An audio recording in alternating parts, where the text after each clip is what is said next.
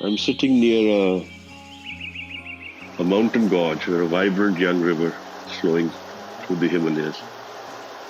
And I was thinking of how this river will one day meet the ocean and lose its infiniteness from its finite existence today.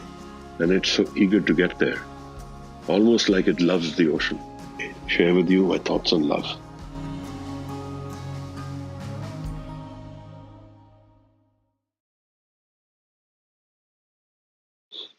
I'm reminded of Bhai Nandlal Goa in the beginning of his Masnavi.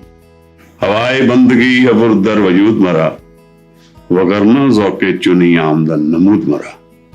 It's of no use to come and visit this earth if I don't find bandagi and love in it. He writes to Guru Gobind Singh Sahib. We find love very early in life. Love has nurtured us all. Love is how we've grown from our mother's womb to what we are today. We found selfless love when we were born, and our mother gave it to us in the form of a caress, in the form of a touch, in the form of her talk, in the form of food. Love is a nurturing quality of the world. That's how nature nurtures itself, through love. Khalil Gibran writes, "Love gives not but itself, and takes not from itself. Love is sufficient unto love." What he is saying is that love is complete in itself. It has no reason. It doesn't need an object, a person, or a place to express its completeness. Love is a fulfilling emotion. It completes us.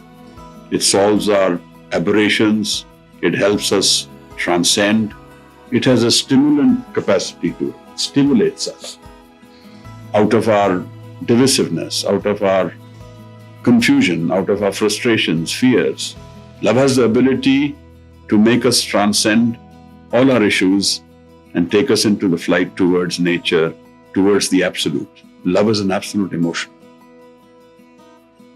We are full of problems. We are full of incomplete desires. We are full of cycles we started which we've never completed and trouble us forever. But love repairs. Love completes us. And love has the energy and the ability to convert the negative into positive. And love has no account. It gives and takes without an account. When we love someone, we don't keep an account of what we've given or what we've taken. What transacts in love is love itself. Just like nature or God, whatever you want to call it, does to us. This whole life is given to us as a gift. This whole opportunity has come to us as a gift. So just imagine that if someone comes knocking at our door and every day asks for an account for what he or she has given us, just like that, if nature was to come knocking and would ask us for an account for whatever nature provided for us, what would life be like? For every breath we took, for every relationship we got into, for every success we met, for every gain we had, someone was there to ask you for an account. Someone was there to claim this gift being given to us.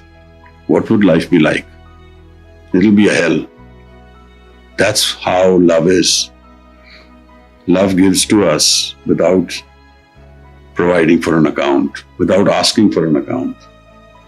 Love gives by itself. Nature nurtures us through its love, asks for no account.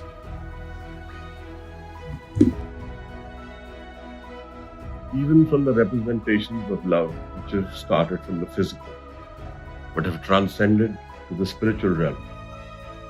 Those myths which we live with, which have become eternal with our folklore. Laila Majnu, for example, where the myth says that Majnu was seen last standing next to a tree when Laila's marriage procession was passing by. He was never seen after that.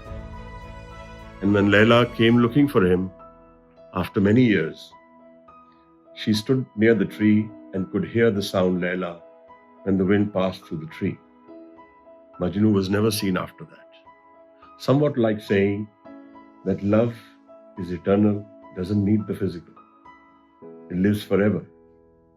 And it lives where our emotions lie, where we have invested ourselves. We find reflections of the unconditioned love we get within ourselves, outside in the world. But when that love has a reason, when the love has a person, when the love has a situation, when the love has a place to which it is connected, it's again the transient form of love we know. It's a reflection of the eternal love, but it's transient. It will change when conditions change. Unless the love has transcended us to a point of our spiritual entity where we have the ability to transcend that phase of mind, love has that potential. But we must know how to open those doors. Where do we find this love? The Sufis call it the 11th direction, going inwards. That's where that love lives. That's where we get that opportunity to find that love. It's a journey towards our eternal source. Our source is love. And we find ourselves so complete in love for this reason.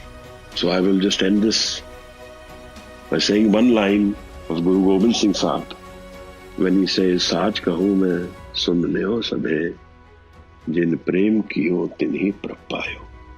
Truth I say, listen to it, everyone. Those who have loved have found God. Come, let's go into the spiritual love of life.